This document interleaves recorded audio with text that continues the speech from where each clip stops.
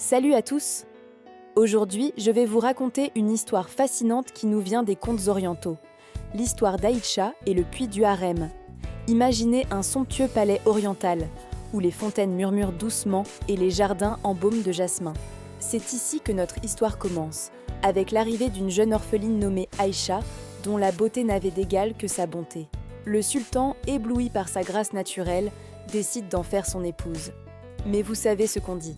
Là où brille le soleil, l'ombre n'est jamais loin. Dans le harem, cette nouvelle provoque une tempête silencieuse. Les autres femmes, rongées par la jalousie, commencent à tisser leur toile d'intrigue. Aïcha n'était pas seule dans ce palais. Elle avait avec elle son petit frère, transformé mystérieusement en une douce gazelle. C'était son seul lien avec son passé, sa seule famille. Mais les femmes jalouses ne voyaient en lui qu'un obstacle de plus à éliminer. Une nuit, alors que la lune se cache derrière les nuages, ces femmes attirent Aïcha près d'un vieux puits. Sous prétexte de confidence, elles la poussent dans les profondeurs obscures. Le silence qui suit est assourdissant. Elles pensent avoir réussi leur coup, mais c'est mal connaître les forces mystiques qui veillent sur les cœurs purs. Car voyez-vous, dans ce monde merveilleux, une fée du désert veillait. Invisible aux yeux des méchants, elle protège la gazelle quand les conspiratrices tentent de s'en prendre à elle. Et au fond du puits, elle maintient Aïcha en vie jusqu'à l'arrivée providentielle de l'imam du palais.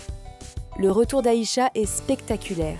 Accompagnée de l'imam, elle réapparaît dans la cour du palais, tenant la corde du puits comme preuve de son calvaire.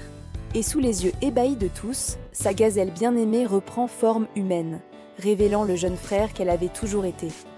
La justice triomphe, mais Aïcha choisit la voie de la sagesse plutôt que celle de la vengeance. Le vieux puits est transformé en un jardin de fleurs, symbole du triomphe de l'amour sur la haine, de la lumière sur les ténèbres. Cette histoire nous rappelle que la jalousie peut nous pousser aux pires actions, mais que la bonté et l'amour finissent toujours par l'emporter. Comme Aïcha, choisissons toujours le chemin de la lumière. Si cette histoire vous a plu, n'oubliez pas de vous abonner à la chaîne et de partager cette vidéo. On se retrouve très bientôt pour d'autres contes merveilleux. À la prochaine!